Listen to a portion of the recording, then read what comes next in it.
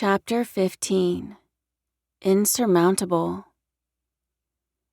Landon gritted his teeth as he drove down the familiar street that led to his alpha's house. Anger simmered inside him, but it was kept in check by a damned alpha command. That trash currently hitchhiking in the back seat hadn't even asked nicely.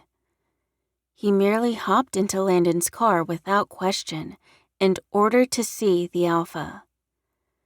Who in the hell did he think he was? Landon glanced over at Clara, who seemed okay with getting her will taken away. "It's not that I'm okay with being commanded. It's just that we would have gone to Kate's house anyway. So it isn't like the guy is asking for us to go out of our way," Clara reasoned. Landon had the desire to stop the car at that moment. He didn't like how oppressed he felt. "Good point," the hitchhiker in the back said.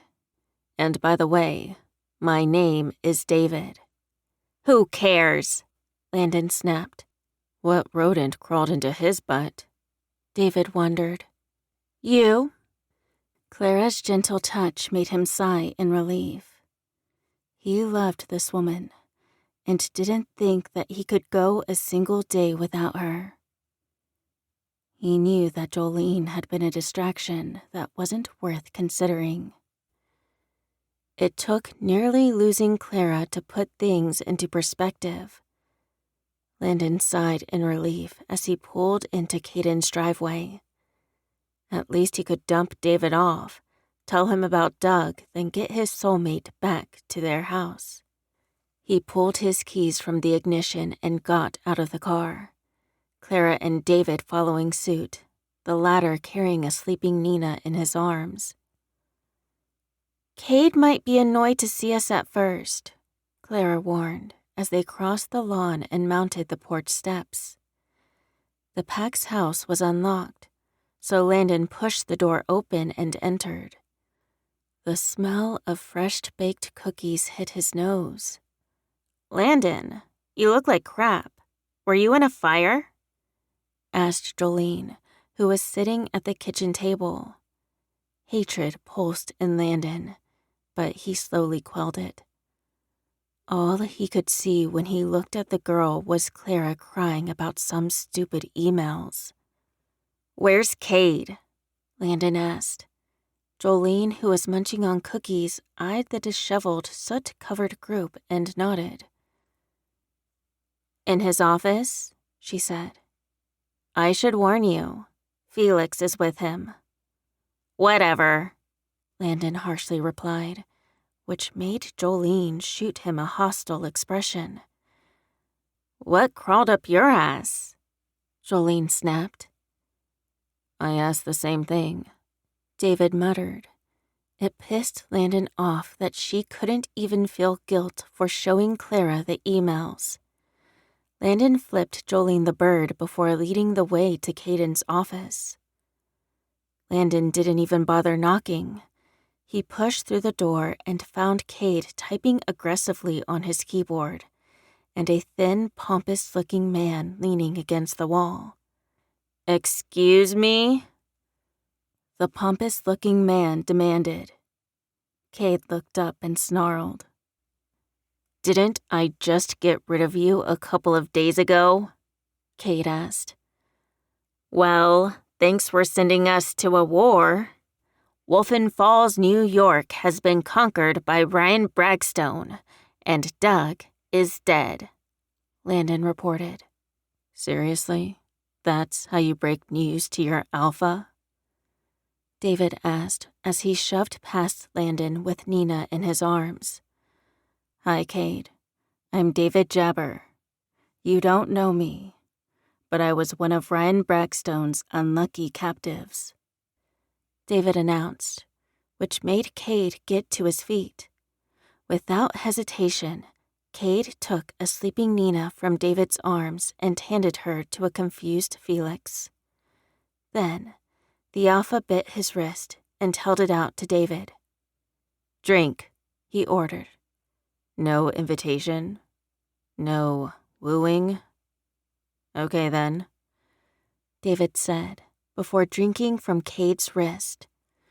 After the annoying hitchhiker was added to the pack, Kaden did the same to a sleeping Nina. Shouldn't you have given David and Nina a choice? Landon complained. There was no choice, Felix sniffed.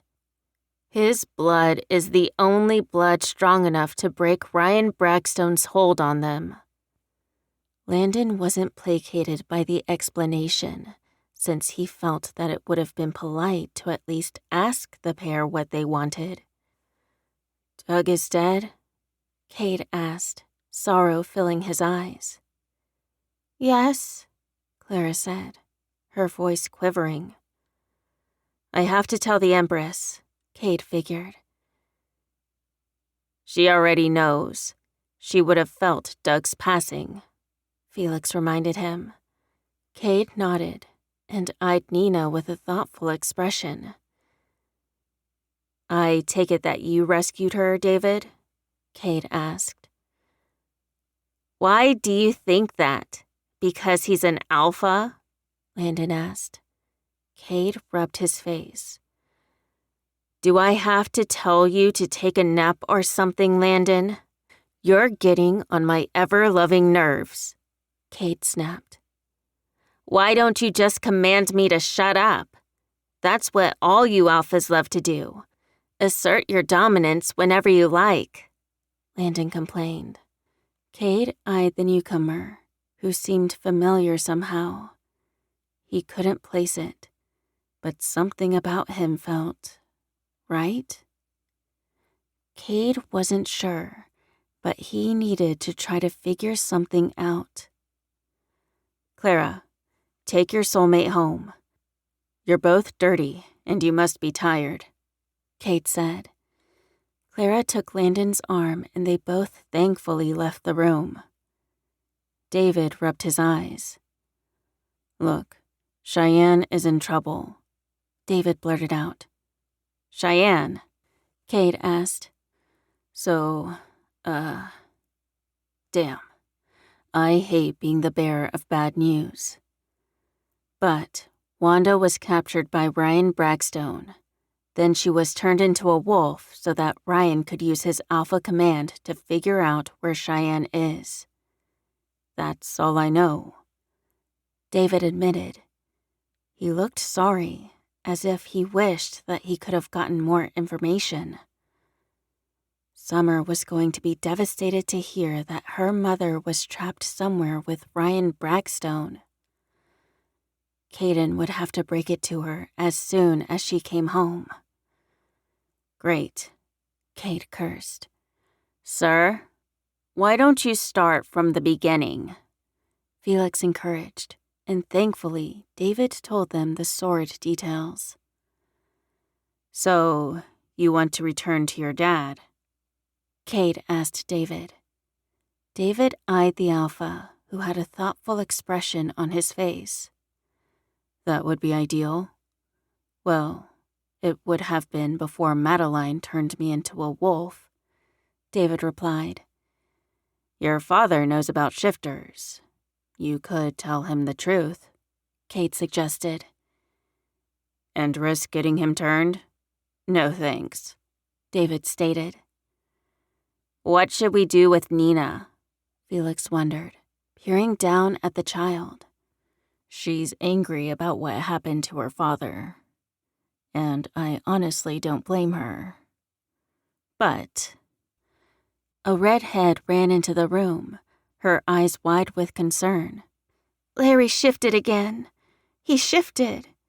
He's too weak to shift back. You have to help him, Roxanne pleaded. Cade covered his face and let out a loud groan. Of course he shifts now, Cade said, before getting to his feet. Felix, can you please give Nina to my mother? Felix sighed and left the room. Cade eyed David and bit his lip.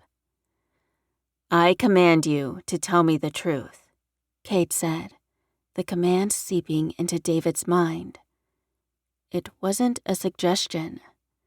David couldn't shake it. "Did you tell me the truth?" "Yes," David said. Kate nodded and let out a breath. "My holder is on her way home. After she returns, we need to come up with a plan. Is there a way to sneak onto the Katrina estate?" Kate wondered.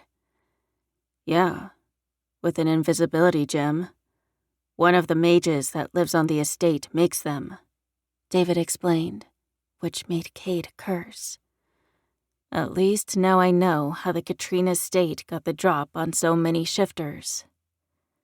I have to warn the empress," Kate decided, before collapsing into his desk chair.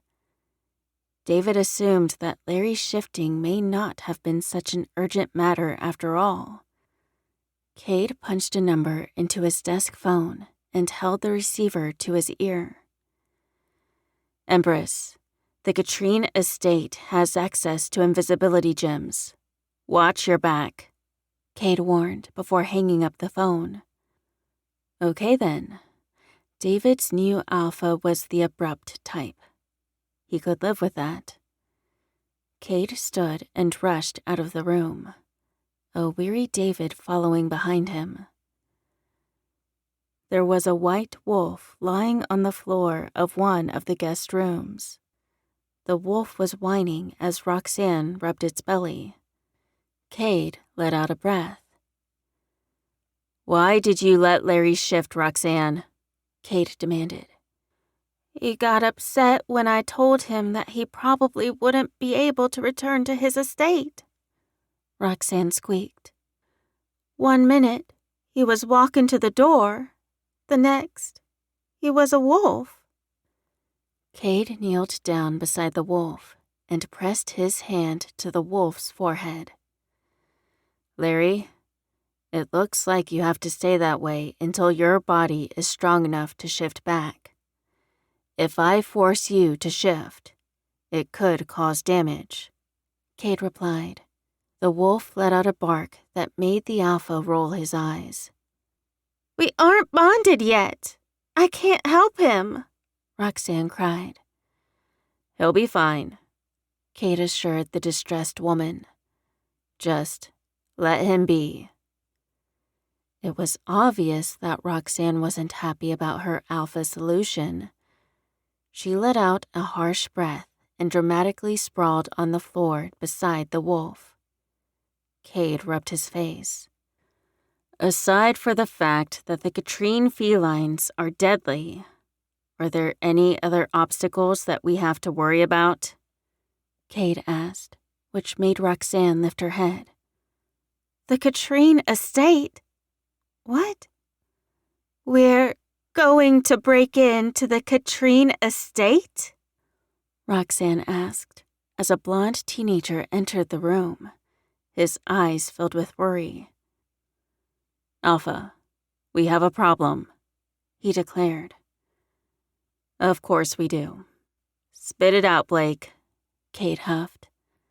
"A dozen wolves are heading in our direction," Blake warned. "They aren't being subtle." "Why would they be subtle? It looks like Brackstone is coming for us," Kate said, which made David curse. "With 12 wolves? I doubt it," Blake reasoned. "We're a small pack. Besides, if I have to guess, he's probably attacking on multiple fronts," Kate said. "Blake, alert our pack. All of the children and elderly should be hidden away in our safe room." "It looks like I didn't evade Brackstone for long," David muttered. The blonde eyed David and frowned. "You're more dominant than I am," he said, his eyes filling with excitement. "Not now, Blake," Kate hissed. Blake let out a sigh and ran to do Kate's bidding. "What would you like me to do?" David wondered. "You stay in the holding room with Nina, Larry, and Roxanne. None of you guys are fit to fight," Kate said. The answer surprised David, since he was used to Rune's style of leading, which was fight until you can't fight no more.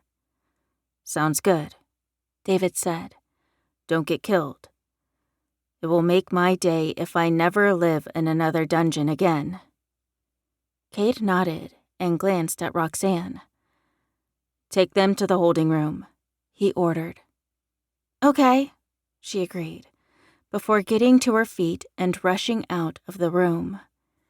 She returned moments later with the sleeping Nina in her arms. David realized that he had to wake the child up eventually. The wolf padded beside Roxanne as she led the way to the basement. David sniffed the air, ensuring himself that the stairway didn't smell like dried blood. He was further relieved when Roxanne opened the door to a room that had 2 beds and a couch. Roxanne quickly placed Nina in bed and looked at David. "This place might get a little tight, but everything should be okay," Roxanne confidently said. David didn't feel that way, but he wasn't going to dismiss Roxanne's optimism, even if David was feeling like the worst was yet to come. Chapter 16. Torn. Camille ran down the street, traveling at super speed. Her body was damp with sweat, her arms aching from Zach's weight. She was desperate not to be snatched up by an invisible hand. Crap. That had to be a mage's work at hand. Although, that kind of enchantment was extraordinarily difficult. Ryan Bragstone had captured the right people, Camille supposed. That meant that the Wolfen Empire was in trouble. She thought of the call that came from her frightened mother. Damn it. Kaden was only one alpha, and he was bogged down by a conscience. He often avoided killing, and he'd rather use his alpha commands in dire situations. He needed to turn it off if Wolfen Falls was truly in trouble. And what about all of the new pack members? What about Summer and Paula?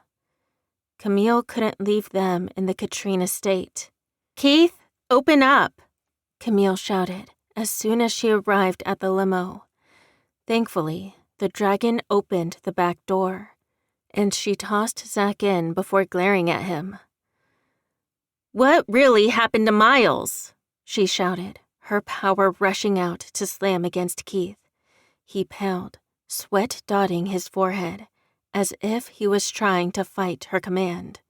"Sal took Miles to the drop-off point. The dragons are nearly extinct. We need bodies. He will go through training and turn," he revealed. Camille let out a breath. Miles was never going to keep the shifter secret. He would have been a liability. But the fear in Keith's eyes made suspicion travel up and down her spine. "Did you take the goons as well?" she demanded. "Yes," Keith responded. "Who else did you give to your Dragon King?" Camille demanded. Keith rocked back and forth, as if he could shake off what Camille could do. But eventually, a drop of blood fell from his nostril. "Cheyenne, we have a spy in the Katrine estate. It was the only thing we could do. Camille's claws came out, her eyes filling with rage. "Cheyenne Wilson?" Camille hissed through her teeth. "Yes," Keith breathed out.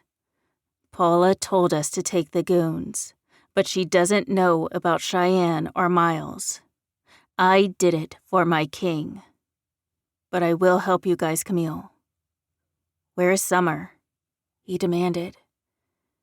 "She and Paula got kidnapped by invisible assassins. They're being taken to the Katrine estate." "No," Keith cried. "No, we can't let Bragstone kill her. She's one of the only shifters that can stand against him. If he goes unchecked, He'll oppress all of the shifters living in America, he warned. That's why our king has been turning dragons. Well, things seem to be getting complicated by the second. We have 2 choices, Keith. We could rescue either Summer or Kaden. Keith swallowed as panic filled his eyes. Cade can take care of himself. We need to get Summer out of there, Keith insisted. What about Cheyenne? Will your king give her back? Camille demanded. I'm not sure, Keith said. It looked like he was truly worried about the matter. Camille needed to take things one at a time. Well, we need to get to the airport. Zach was shot with something. I don't know what, Camille explained. Smells like a sedative, Keith said, after sticking his face inside the limo. At least it wasn't wolfsbane, Camille muttered as she stretched her arms.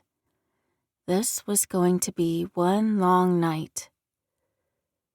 We need to pick up everyone's things from the hotel. You don't want the human staff being suspicious, Keith reasoned.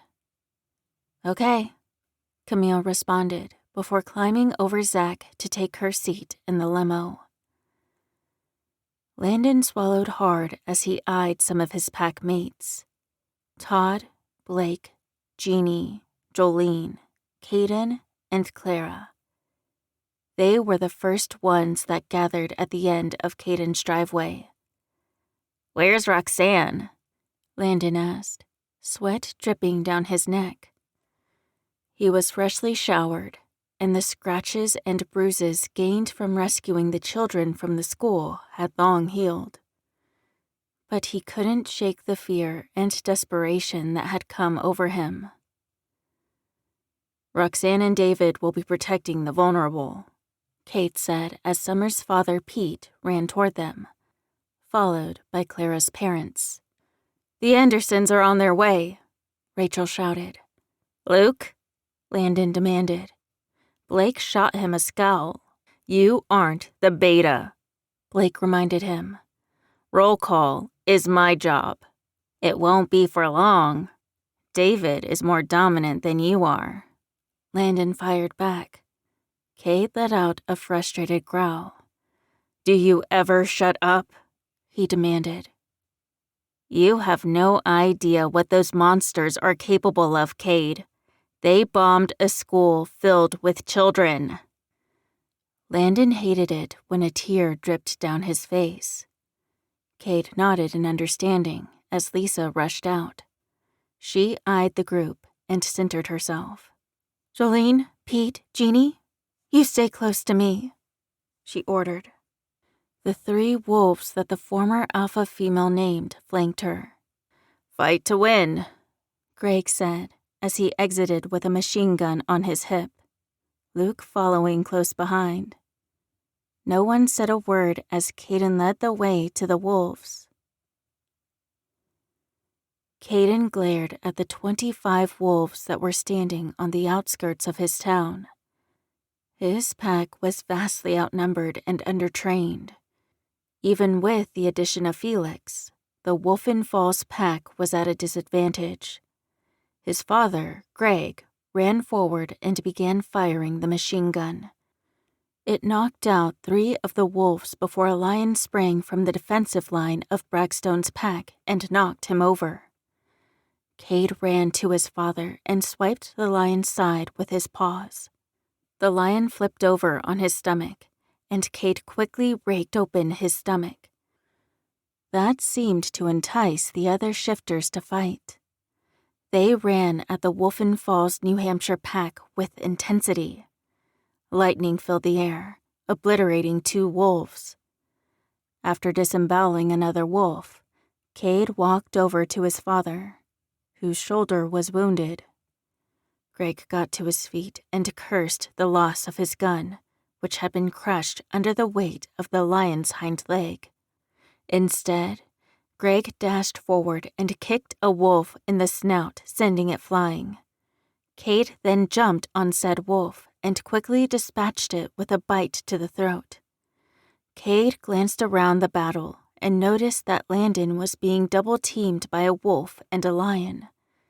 Cade barked at his father and ran toward Landon, his blood telling him that the wolf was injured. He had to rescue someone that he needed to protect. He knocked into the wolf on top of Landon, the impact creating a crack in the concrete. Cade got up and saw his father toss another wolf into the air. Cade immediately went after the wolf, who was not moving. After tearing out the wolf's throat, he felt teeth clamp onto his hind leg. Pain slashed his senses, and the shifter hung on. Cade let out a furious growl which shook his entire body.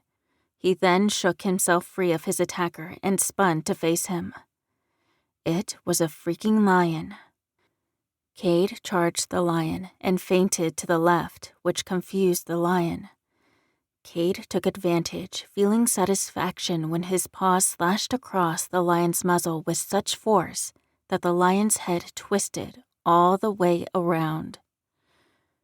It was upon seeing the lion's lifeless body when something occurred to Cade. Ryan hadn't sent an alpha to neutralize Kaden. He was either distracting Kaden from something or going after the vulnerable. Cade shot out his senses, trying to detect wolves on his property, but couldn't sense a single trespasser. He recalled the assassins that had invisible jewels, but would they waste that kind of power on weak pack members? Kaden wasn't sure, but he couldn't wander forever. 5 wolves streaked toward Greg, probably sensing that he was a target. A lightning bolt slammed into the wolf closest to his mother's soulmate. The wolf's smoking body crashed to the concrete, slowing down the first wolf. Cade was about to lunge when he heard the roar of motorcycles in the distance. Kaden frowned when the 6 wolves that were still standing disengaged from their battles. He scanned around the group and noted that a few of his pack members were injured. It looked like Todd and Rachel both had large gashes on their sides, while Blake's hind leg was hanging at the wrong angle. Jeannie was currently beside him, her tongue licking his wound. There was no way in hell his pack could take a second wave. But it looked like the wave was coming. When the bikes came into view, 10 shifters were sitting upon them.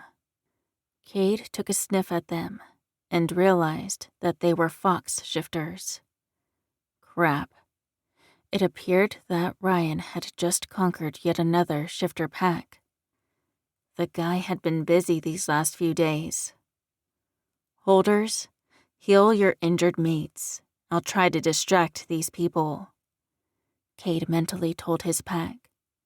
Cade shifted, the crisp wind smacking against his naked skin.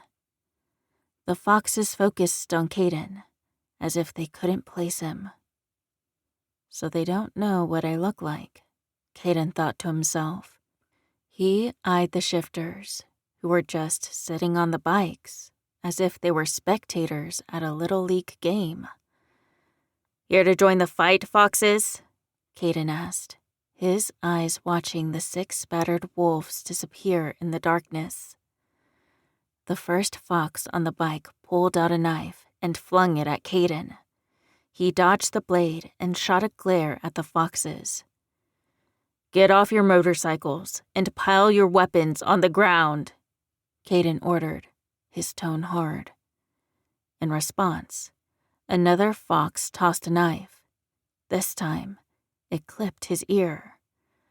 Warm blood splashed on his shoulder, making the alpha fill with anger.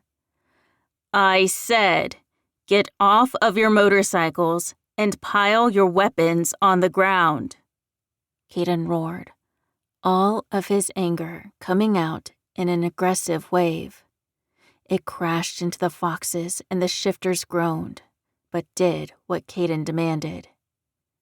He didn't feel sorry for the foxes when blood started dripping down their noses. All the Alpha felt was relief when they obeyed his command. "Don't attack any of my packmates!"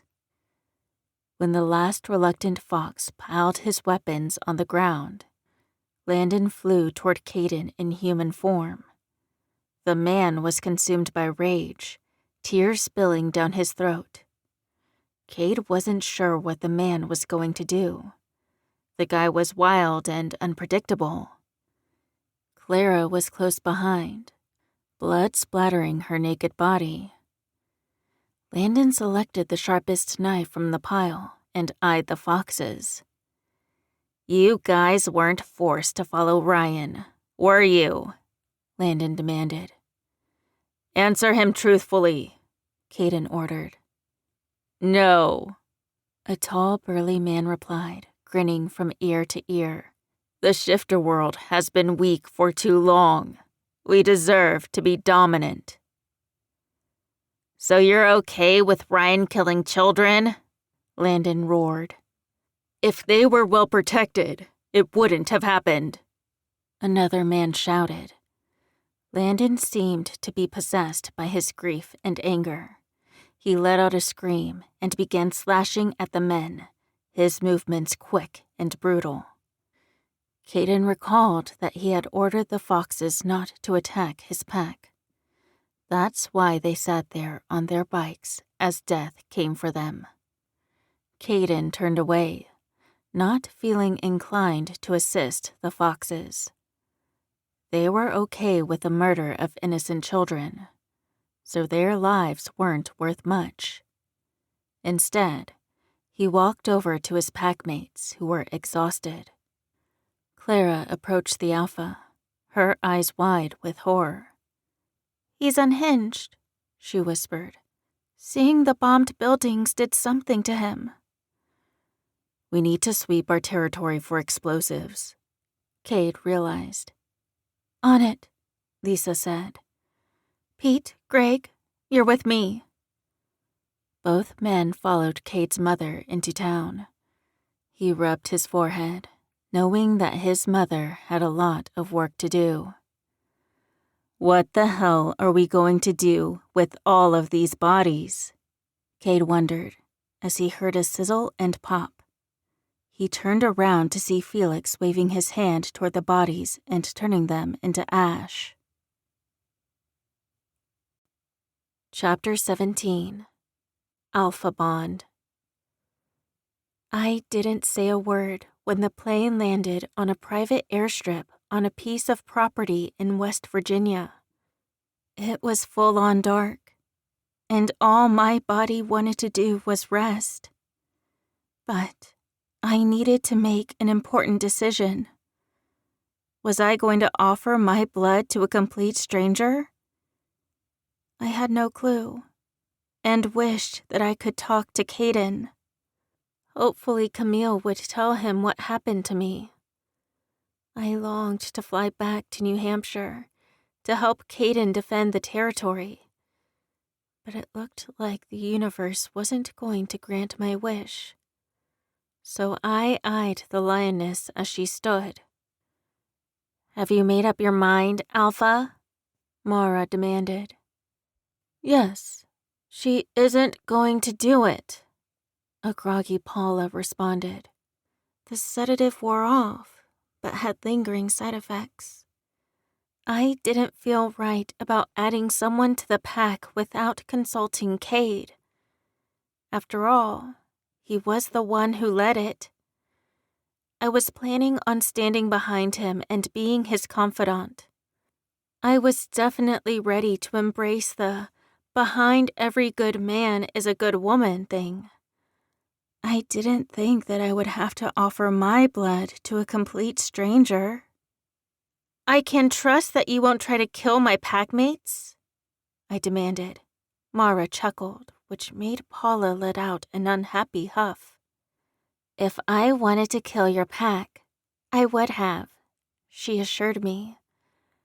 "Where are we?" I demanded. "We're on the Katrina estate." My plan is to have you give me your blood and for me to stash you in the dungeon. Hopefully, Brackstone will believe that I captured you. We'll make our move when it's time," Mara insisted. "Fine," I agreed, before biting into my wrist and holding out my arm. Mara quickly sucked on the wound, my chest immediately filling with warmth. As soon as she pulled back from my skin, I felt lightheaded. Mara snatched my arm and wiped it down with an alcohol wipe. Then she got to her feet and exited the plane. I followed behind her, my heart filling with fear. This will never work, I thought to myself. The moment Ryan sees Mara, he will attempt to claim her. But I kept my negative thoughts to myself. What other choice did I have? My mother was trapped inside of the fortress, unable to so much as defend herself. She needed me, and hopefully we could escape smoothly. I'm not participating in this madness. I'll wait for you on the road, in case I need to mount a rescue," Paula said. "You're too weak to be of help anyway," I shot back, annoyed by it all. Paula looked tempted to show me how strong she was. But we both knew that I could order her around with one alpha command. "Let's go," Mara urged. "Just to warn you, once we escape, we can't take the plane. It doesn't belong to us," the lioness explained. "Okay," I said, having a terrible feeling that we'd be stranded in the middle of West Virginia. As soon as Paula's feet hit the tarmac, she stretched, then ran toward the house so fast that she looked like a blur. Mara wrapped her arms around my shoulders, and we walked down the airstrip and crossed a field without being disturbed. My heart rate increased as the lights from the mansion shone in the distance. I needed to relax, since shifters could sniff out fear, right? It was best if I just acted like an angry prisoner. I took in a breath and prayed that I could miraculously become a good actress. "Mara," a blonde greeted as she opened the front door. Her eyes were wide with excitement. "Mandy," Mara said, her voice friendly but lacking warmth. Mandy's eyes filled with annoyance. "Ryan and Madeline are in New York, but they have rats around," she warned. Mara nodded. "Where should I put our latest prisoner?" Mara wondered. "No clue. Stash her somewhere until I can speak with the second-in-command," Mandy suggested. Mara nodded, and we walked into the house. As soon as we reached the spiraling staircase, Mara let out a curse. "Mandy is the best of us all," she warned, which made my stomach drop. That meant that we couldn't escape through the front door. That meant that we'd have to find a balcony or something. I nodded as we continued up the stairs, a spark leading me upwards. My blood warmed as we grew closer, as if it was a compass that was pointing me in the right direction. We reached the top of the stairs and went down a hallway. 2 wolf shifters leaned against the door to the left, where my mother was being held. "Hello, boys," Mara greeted. "You a part of the pack too?" The wolf shifters said nothing, their eyes on me. I began to sweat, worry making me feel jumpy. What did they want? What were they going to do? I heard a click and turned around to discover Mandy pointing a gun at us. The blonde hadn't bought the surrendering prisoner captive situation, which meant that I was in for a fight. "Oh, great," I groaned before swinging out my arm. A bright light filled the hallway, it blinding me. Moments later, smoke filled the air. I blinked in surprise at Mandy, whose eyes were wide with shock. As the air grew hotter, she shook her head, as if she couldn't understand what was going on. Well, that made the both of us. Everyone, including the 2 guards, were now facing the fire. "What happened?" Mara demanded. "Ask your mage friend over there," Mandy hissed, aiming her gun at Mara. "No!" I screamed, gesturing at the gun. The barrel of the gun turned to liquid, which made Mandy shriek and drop it on the wooden floor. The liquefied metal seeped into the wooden floor and started another fire. I let out a groan and eyed Mara, whose eyes were growing huge. "Use your alpha command, Summer," Mara shouted. "No!" Mandy cried before dashing away. I eyed the 2 wolves, who decided that running would be preferable to taking out a mage. I rushed for the door and flung it open, speeding into the room. I could smell that the fire was growing stronger, and with Paula outside, I couldn't ask her how to stop it. So we needed to get the hell out of this house before the fire spread. Immediately, my instincts were screaming at me. Something wasn't right. My eyes landed on the woman that was shackled to the bed. Her eyes were open and filled with hostility. I slowly scanned the room until I found my mother. As soon as we made eye contact, my breath left me. "Summer?" my mother called as she got to her feet. "Wolf?" My mother was a wolf? And she reeked of another pack. I didn't let the pain of that fact even register. I quickly bit into my wrist and offered it to her. "Drink!"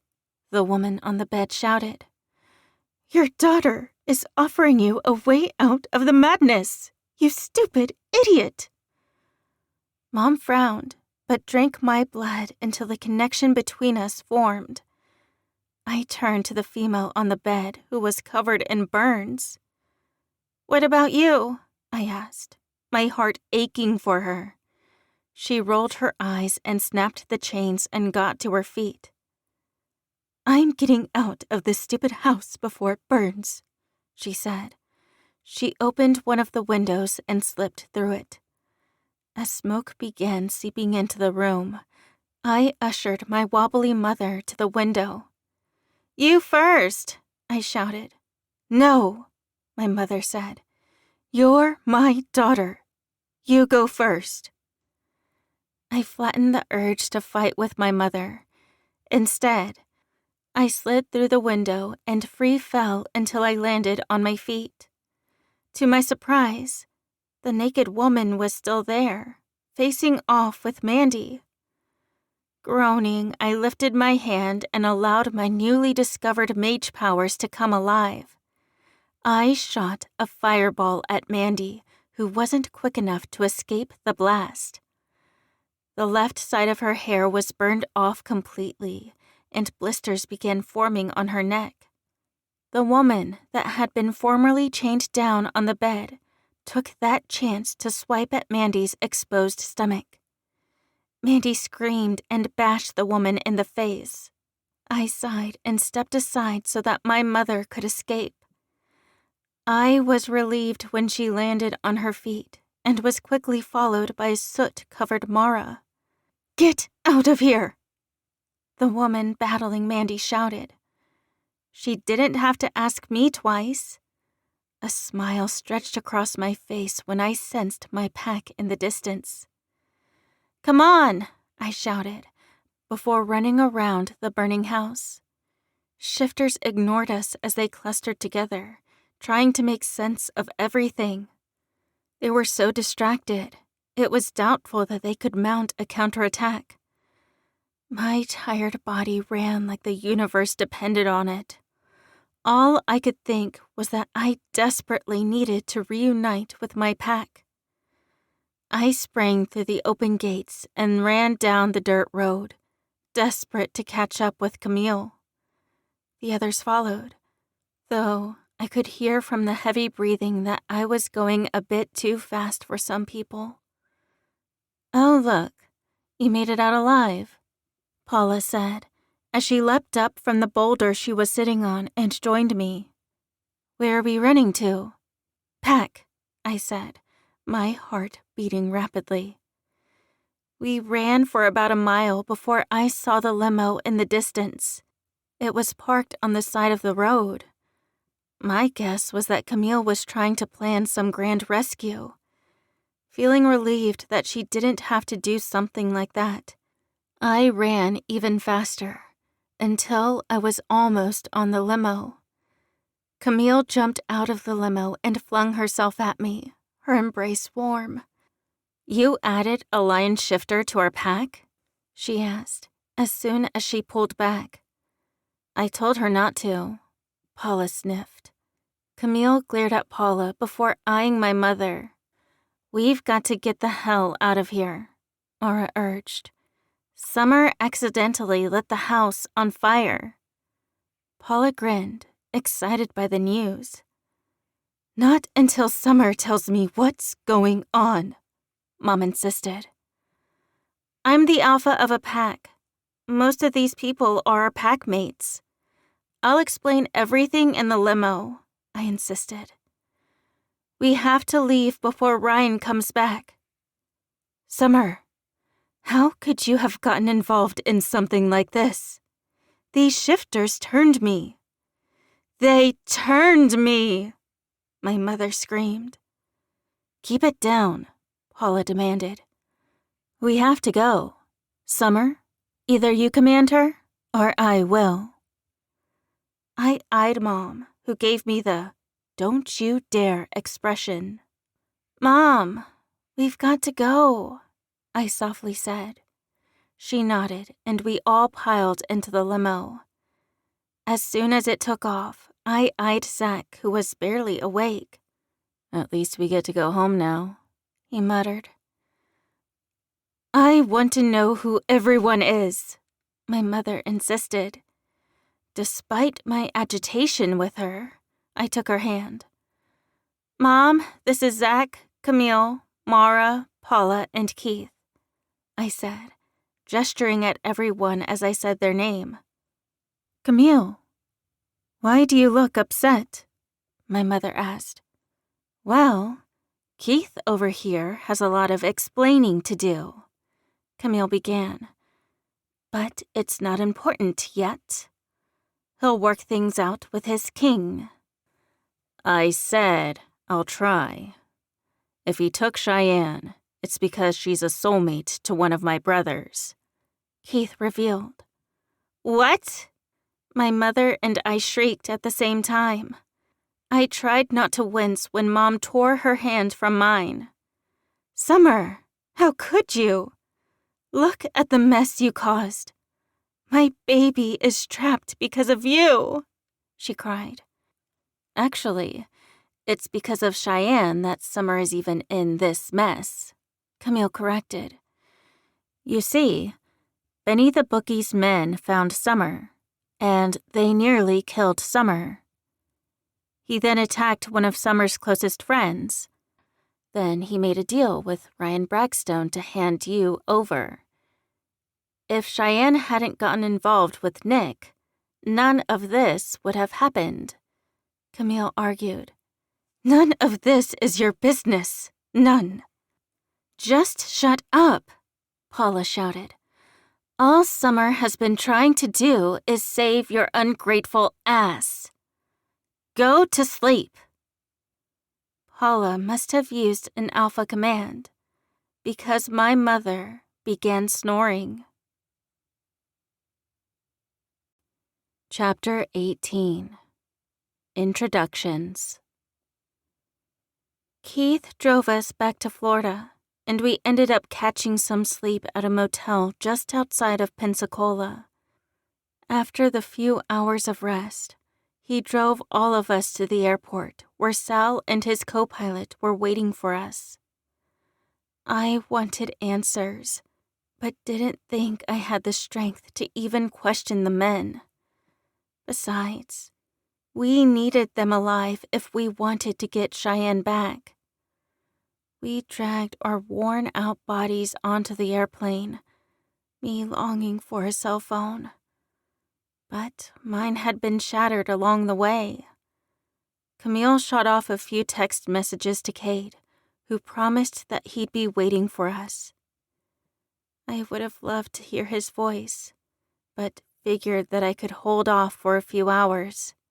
Zach was thoughtful enough to walk to a bakery and pick up a dozen donuts, a couple of breakfast sandwiches, bottled water, and orange juice for the lot of us. I opted for a donut and an orange juice. My mother, who sat beside me, just took a water and sipped on it. She was furious that Paula used an alpha command on her, so decided to give everyone the silent treatment. I relaxed into my seat as the plane soared into the air, happy that this miserable journey was over. "Are you not going to talk to me?" I asked an hour later, feeling disappointed that Mom didn't seem overjoyed to see me. I had assumed that she wanted to hug me, thank me, or even kiss my cheek. But all Mom had done was heap all of the blame on me. "Were you forced to be a wolf?" she demanded. "No. I found my soulmate and chose to become a wolf," I explained. She shot me the "you stupid teenager" look, which grated on my nerves. "Summer, you're 17. How do you know that you found your soulmate?" she scoffed. I ignored the way she sneered and explained everything I knew about holders and what they meant to one another. "Have you slept together yet?" Mom asked in an accusatory tone. "No, not yet," I replied, feeling annoyed. She hadn't seen me in nearly 2 months, and my virtue was her greatest concern. "So, Benny's men found you. How?" she asked, her eyes hard. "I don't know. Miles vanished before I could get answers from him," I said, projecting my voice so that those sneaky dragon shifters could hear me. "Do you think the shifters helped him find you?" Mom pressed. "Does it really matter? Benny died from a heart attack," I said, not threatened by the shifters that I left in Florida. They could sleep for eternity for all I cared. "I'm sorry," she softly told me. "I'm grateful that you saved me. I'm just angry that I am a wolf." "If it makes you feel better, Dad's a wolf as well," I said, and her eyes bugged out. I filled her in on what had happened to Pete, and guilt flashed across her face. "Do you think that Cheyenne's okay?" she asked. Camille thankfully joined the conversation. "Apparently, the dragon race is going extinct, so the dragons bring eligible ladies back to their compound. If she isn't a match to anyone, she'll be shipped back to Wolfen Falls. She was targeted because of Summer's gifts. I got our new dragon friends to promise that they will fly her out themselves. They won't hurt her. I used a command on those guys," Camille assured. "What about Miles and his friends?" Zach, who was sitting in the seat in front of me, asked. "They apparently will become dragons if they pass the tests. If not, they will be released," Camille explained. "Why can't they change females?" Mom wondered. "Because with dragons, they can only turn a female if the female is that dragon's mate," Camille explained. "So I'll be expected to mate with a holder if I come across him?" my mother demanded. "You'll want to," I corrected. My mother nodded, then left her seat and grabbed a donut that rested on the table between Zach and Paula. After she sat back down, She shot me a smile. "What are the odds that my baby will be a dragon's holder?" she wondered. "Who knows?" I said. Secretly, I hoped that Cheyenne found a holder that could protect her from Nick's friends. I wasn't naive enough to believe that the search for my sister would end just because Benny the bookie was eliminated. My body sang as soon as I stepped foot on the tarmac of the private airstrip in Wolfen Falls, New Hampshire. The air was cool and smacked against my face, but it didn't matter. Everyone seemed relieved that the deed had been accomplished. Mom was back, and we could all resume our lives.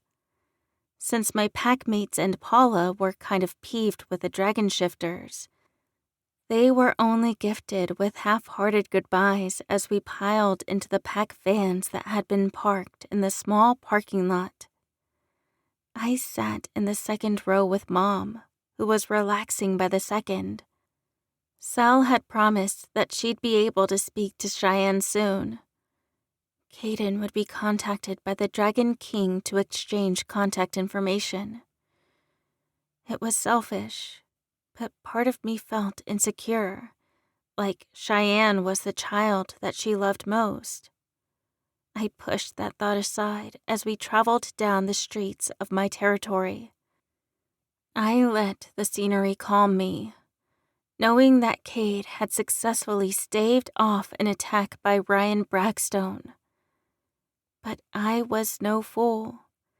Since I managed to burn down his pack house, he would seek retribution in a matter of days. As soon as we pulled into the Alpha house, Camille and my mother both sucked in sharp breaths. I glanced around and noted that the house looked the same. Camille left the car running, which caused Zach to groan. We all piled out, and Zach took the keys from the ignition. Camille was pacing, as if she was thinking something through. My father exited the house, his steps rushed. He ran toward me, his relieved expression making my heart ache. Before he could even hug me, my mother slammed into him, her arms wrapping around him. To my utter horror, the pair began kissing passionately. "Oh, come on," I complained, as a squealing Jolene nearly knocked me over. I pulled my eyes from the kissing couple and held my best friend close. She squeezed me tightly, then pulled back. "So glad that you weren't here last night. I think I'm scarred for life. Cade was like a wrecking ball on the battlefield, and Landon lost his mind." Jolene rambled. "Lost his mind?" I asked, unsure of what I was hearing. There were these fox shifters that admitted to being okay with the death of children. He slashed them all to pieces with a knife, Jolene explained. My gut twisted at that level of violence. He's unhinged. Kaden is trying to figure out what to do with him. "You're back," Jeannie squealed as she joined our group hug. I hugged my other friend, glad that she was fully recovered from Miles's attack. We pulled apart and Jolene gagged. "Why are your parents kissing like that in public?" she wondered. Dad had Mom's back pressed to the side of the house, her arms and legs wrapped around him. Their lips were still locked. "Hey, Summer," Larry greeted as he walked over to me. It was an improvement that he wasn't sneering at me. Is my dad drunk or something?" I asked, gesturing at the couple. Larry shrugged. "Is that woman your mom?" he asked. "Yes," I answered as Blake slung an arm around me. "Cade is almost done. He'll come out for you in a second," Blake assured me.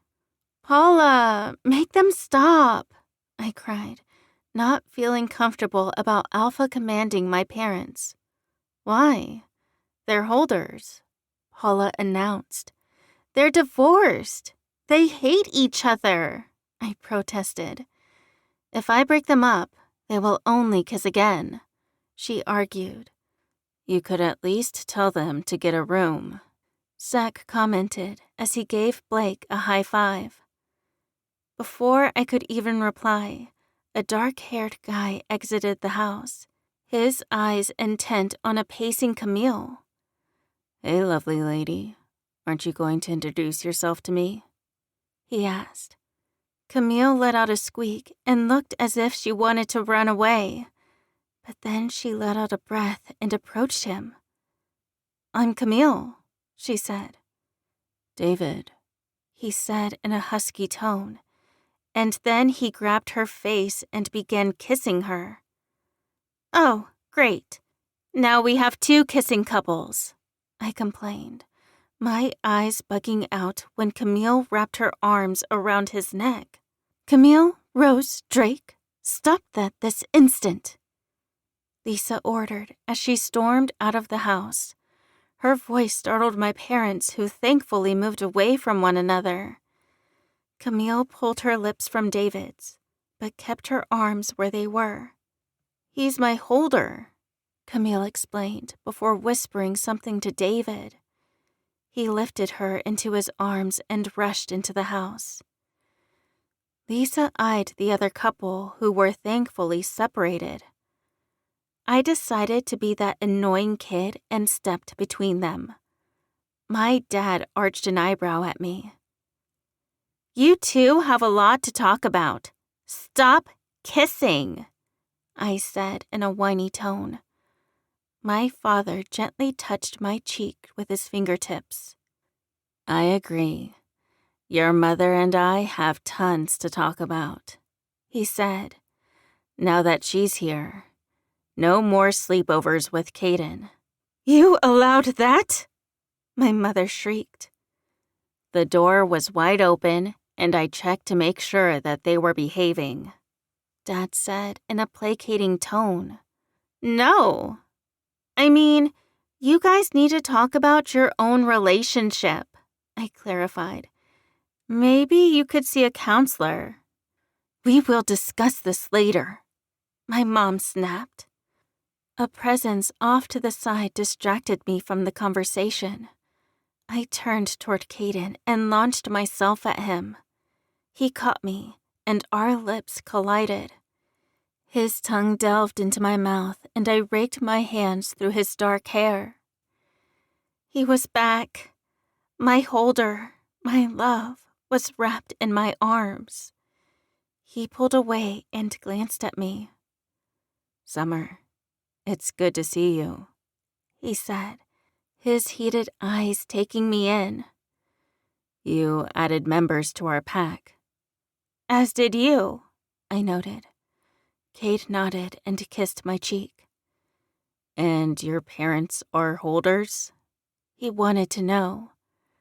They are, and it looks like Camille found hers, I said, still remembering the makeout fest.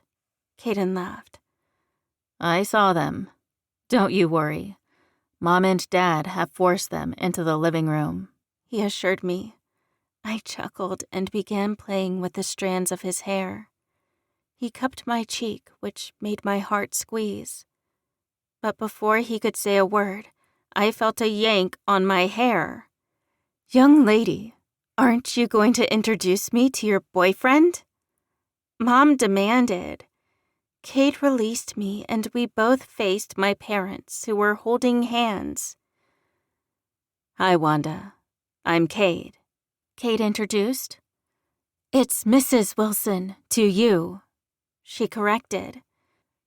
Not if I'm the alpha of your pack, Kate reminded her.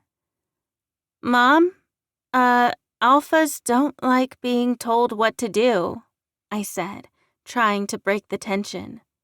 Tough. He's the guy that brought you into this mess. You could have waited until she was finished with college before turning her, Mom reprimanded. No, he couldn't, I argued. The urge to claim is stronger for alphas. Cade would have lasted a couple of months at most. And who says I'm going to college?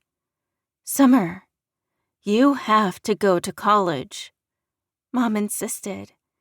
Why don't we have this discussion at home? Dad asked. I need to fill Summer in on a few things, Cade said. My father nodded. Come over for dinner, Cade. You can tell her everything then, Dad decided. I wanted to tell my father that he was overstepping, but knew it would just make everything worse. Chapter 19. Shifting Focus.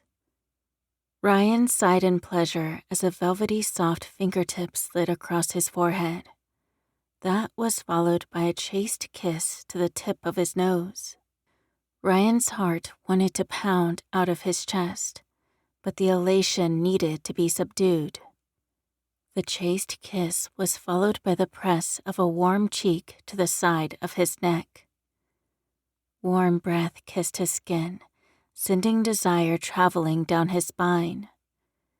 The forbidden feeling made Ryan's soul light up, which was ironic.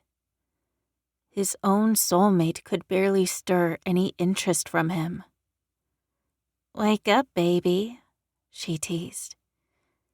Ryan forced his eyes open and sat up, shocked that his room was bathed in sunlight.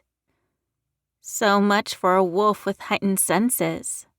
I could have banged 2 pans together, and he would have still kept on snoring away, Nara teased. He pinned her body down and kissed her soft cheek. You tell lies, woman, Ryan responded, as one of his hands tangled in Nara's luscious jet-black locks. He tilted her face up, and his lips pressed against hers. She groaned and pulled him close.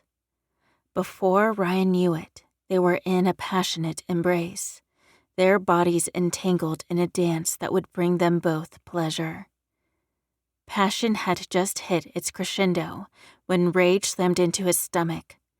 Ryan pulled away from Nara, only to see his empress standing in the doorway of his room, clad in a pair of slacks and a silk button-down top. Her beautiful face was as serene as ever, but all Ryan could focus on was offering Nara a bit of modesty. Empress, can you please give us a moment? Ryan asked, as Nara successfully dragged the comforter over them. The rage in his chest was suddenly so sharp that Ryan felt overwhelmed. His vision tunneled for a moment before the room grew into focus yet again. Oh, I think that you both are fine the way you are, the Empress purred. When Madeline told me that you were in love with a human, I thought that she was crazy. After all, how could someone resist their holder? But then she told me that she had proof. I told her that if she wasted my time, she'd be tossed in the dungeon. So, I made my way to North Carolina, just knowing that one of my alphas would never betray his own race in such a way. Madeline revealed that she slipped a sedative in your tea so that you would sleep longer. She knew that if your pet didn't run into you on her morning jog, she would look for you. Imagine my surprise when we entered the Alpha house to hear the unmistakable sounds of fornication. At first, I was in denial. Another packmate could have borrowed your quarters. But then Madeline said that she felt your every emotion. So I had to see this debacle for myself, the Empress explained. Shock and betrayal danced through Ryan's heart, his mind spinning. He had been up front with a mage that had awakened his instincts to bond.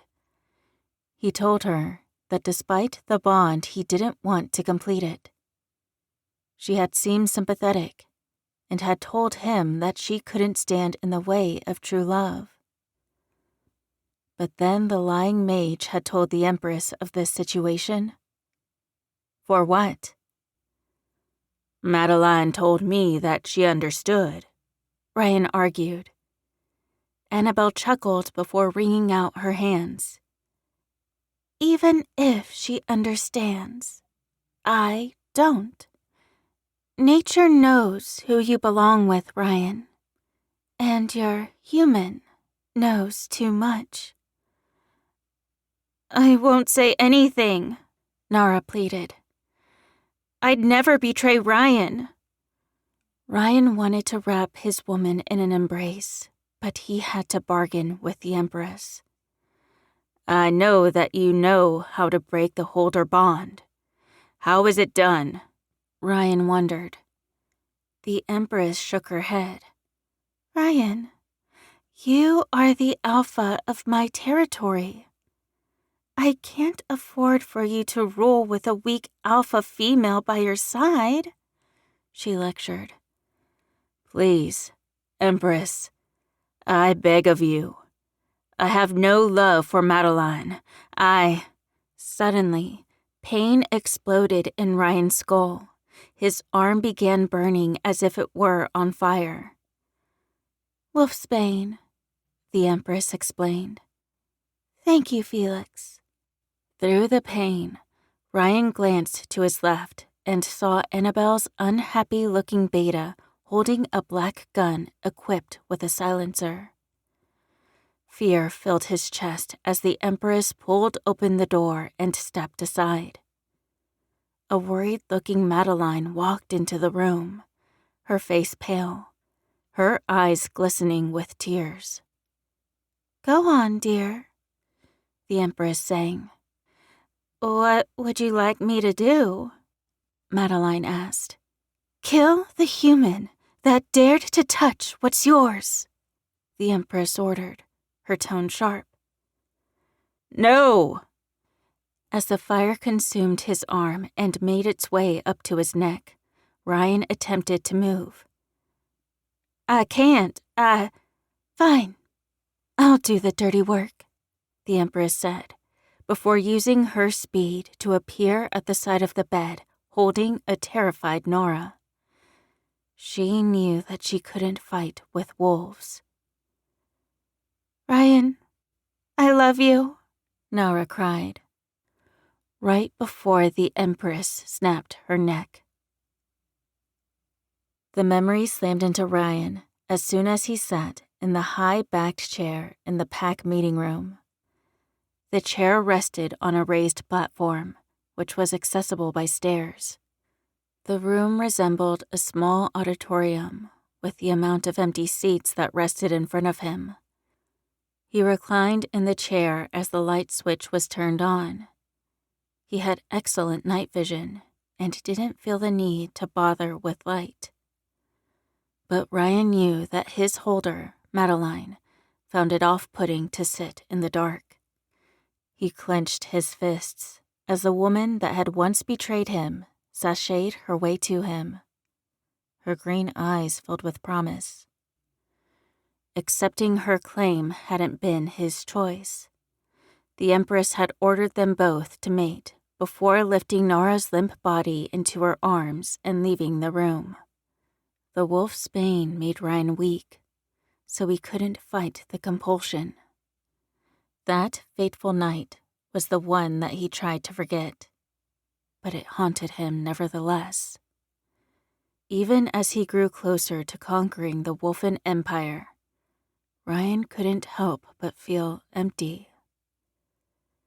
Part of him wanted to give up and allow the Empress to take him out, but then he remembered the fear that filled Nara's eyes, and Ryan knew that he needed to make Annabelle pay.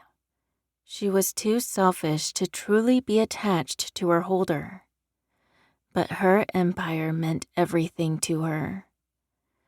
Ryan would take charge and assure that no shifter would suffer the way that he had.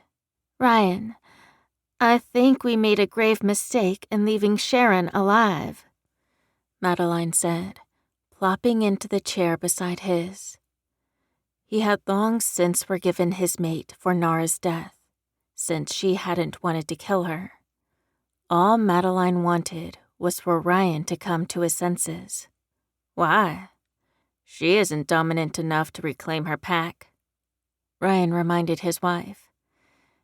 David escaped, Madeline said, her eyes wide. What if he returns to the Katrina state and claims our pride?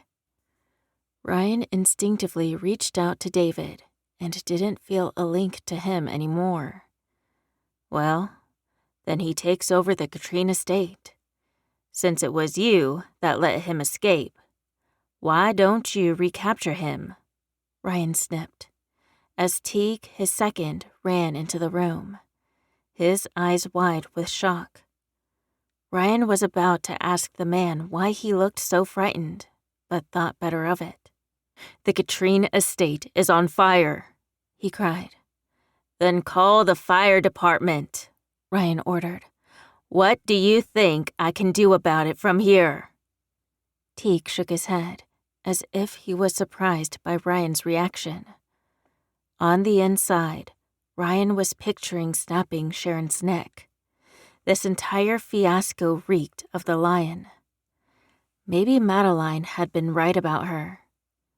Before Ryan could say a word, he felt the blast of another Alpha's power banging against his link on Wanda. Crap. My link with Wanda is gone, Ryan roared. Damn it. Why hadn't he killed Sharon? Teague, send people over to West Virginia. I need to know what happened there, Ryan ordered. Aren't you coming? Teague asked, concerned. Sharon is more dominant than I am. His second had a valid point. Ryan wanted to sigh in relief when the perfect solution appeared to him. Madeline, you will go with them, Ryan said. Bring all of the stranded members of our pack there. Madeline stiffened. It's too late to fly out. Our pack will have to rough it until morning, she huffed. Ryan couldn't wait for the day Madeline had an unfortunate accident. He may have forgiven her for Nara, but Ryan still felt as though Madeline played a part in his love's death. For that, she needed to suffer, just the way Nara had. With David loose, this territory is at risk. We can't afford to risk him coming back, she pleaded. For goodness sake, the kid was far more interested in seeing his father again.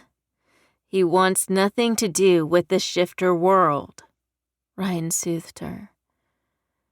He won't forgive you for killing his stepdad, Madeline fired back. We found the kid in the dungeon, Madeline. I have the feeling that David has a strained relationship with his mother. Sharon hadn't even bothered turning her son, which was baffling. I think that Ryan's right, Teague butted in, which made Madeline scowl. Of course you think that Ryan's right. You always agree with him, Madeline snapped. Because he's always right. You are ruled by your emotions, Teague told Madeline. Fine, I'll go. But I think that you're making a huge mistake, Madeline relented before leaving the auditorium. As soon as the door slammed behind her, Ryan looked toward his second. When are you going to cut her loose? Teague wondered, his eyes filled with disgust.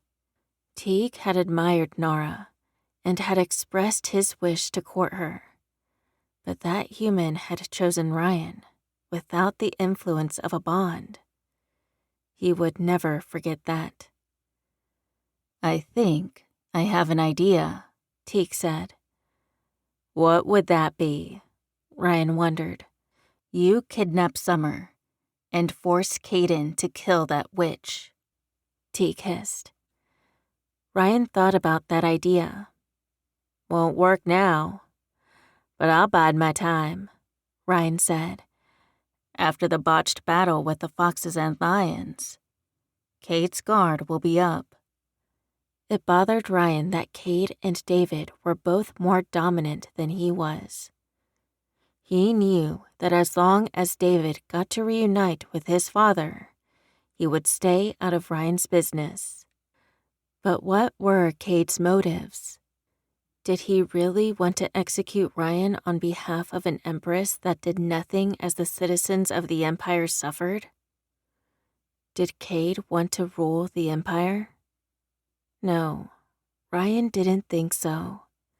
From what his informant told him, the guy liked being left to his own devices. So could they actually make a trade? Ryan rubbed his chin as he realized that maybe he could have Kaden Drake solve an annoying problem for him. The stupid empress had used her dreaded alpha command in order to ensure that he didn't kill that witch. But she said nothing about him contracting her killing. He looked at Teague and let out a sigh. It appears that I have to have a chat with Kaden. After we sent the foxes, I don't think he'll be friendly, Ryan reasoned. Damn, he had miscalculated, and he knew it. Teague smirked. Don't you worry, Ryan. You will avenge our sweet Nora, his best friend assured him. Ryan just needed to figure out what leverage to hold over Kaden Drake to force him to comply. Chapter 20. Screw Fate. I have a holder, David thought as he held Camille in his arms. He carried her into the kitchen, his canines already elongating. He'd claim his princess. Then, he paused in a long hallway that led to a spacious living room and considered something. Rune. David was about to behave exactly like Rune, who claimed an innocent without asking. His instincts told him that it didn't matter. Camille was his, and she would accept David's claim. In fact, her body was probably craving the same thing.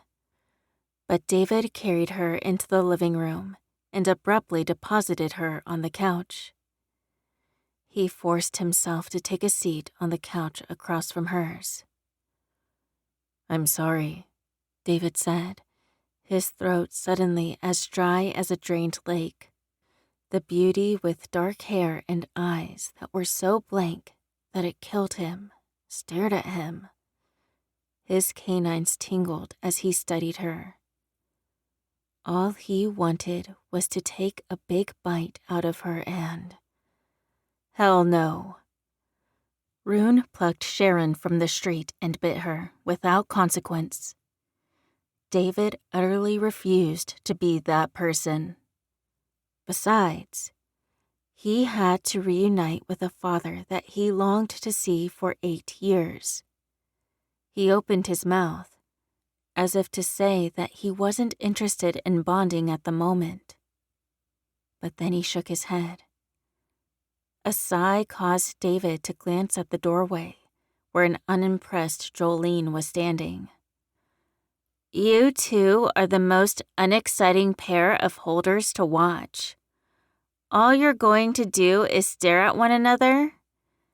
After the crap I had to go through last night, I figured that you could provide some sort of entertainment, Jolene complained as she tapped her sock-clad foot.